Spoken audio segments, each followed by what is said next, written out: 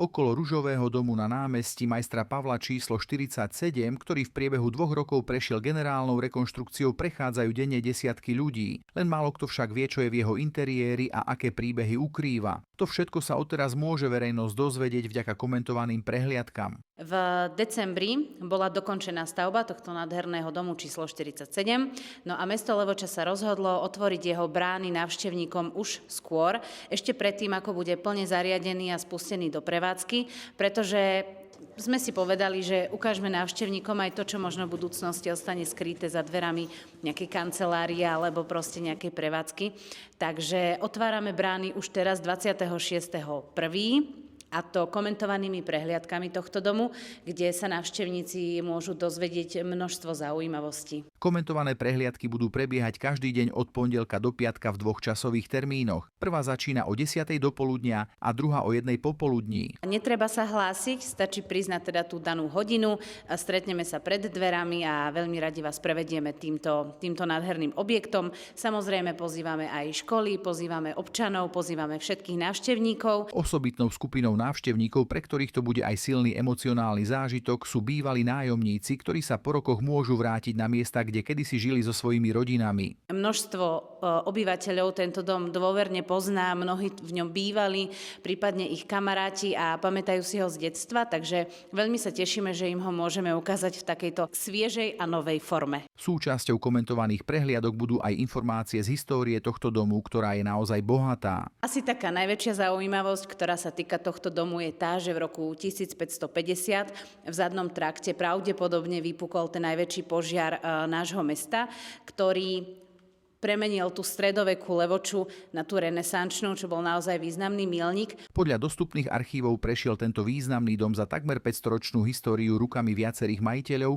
ktorí v ňom zanechali viac i menej výraznú stopu. Dom je pomenovaný po jedných z posledných majiteľov tohto domu a to bol rod Okoličáni Žedéni. Boli to veľkostatkári, ktorí naozaj mali významný prínos pre naše mesto, takže po nich je tento dom aj pomenovaný. Ďalším významným majiteľom bol Georgius Jost. To bolo presne v tom roku 1550, keď vypukol ten najväčší požiar. Významná renovácia po požiari, tak to bol Wolf Duck, ktorý tento dom po požiari opravil. Po dome je viacero takýchto znakov. Môžeme vidieť roky 1574 až 1576. A to je presne datovanie prestavby po tom veľkom požiari. Tieto domové znaky nie sú len na portáloch, nájdeme ich aj v atriu a tento Wolf Duck bol kúpec z nemeckého Bambergu. Čiže o týchto majiteľoch si povieme viac, bližšie, kto to boli, akým spôsobom prispeli, či už tomuto domu alebo nášmu mestu.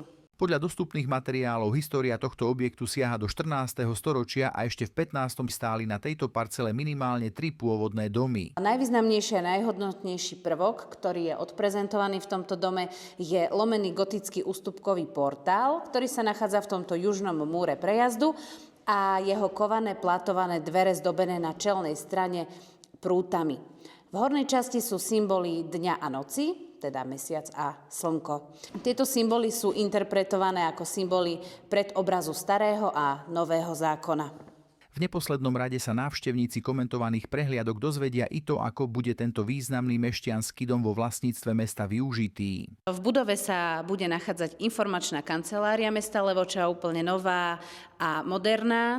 Na ňu budú nadväzovať aj interaktívne miestnosti určené teda prioritne pre detičky, kde sa môžu hravou formou a modernou formou dozvedieť niečo viac o histórii nášho mesta. Bude tu workshopová miestnosť, komunitné miestnosti, kde sa môžu obyvatelia stretávať, kde sa budú organizovať rôzne kultúrno-spoločenské podujatia a na hornom poschodí sa bude nachádzať galéria mesta Levoča.